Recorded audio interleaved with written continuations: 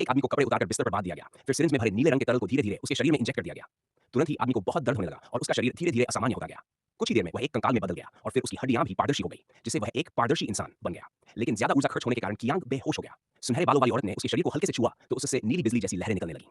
उस रात दामे रात की ड्यूटी में कियांग की हरकतों पर नजर रख रही थी।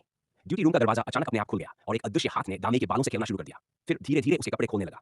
दामेई अचानक चौंक कर जाग गई और देखा कि उसके कपड़े सच में खुले हुए थे। उसने जोर से कियांग को पुकारा कि क्या ये उसी का काम था, लेकिन कोई जवाब नहीं मिला।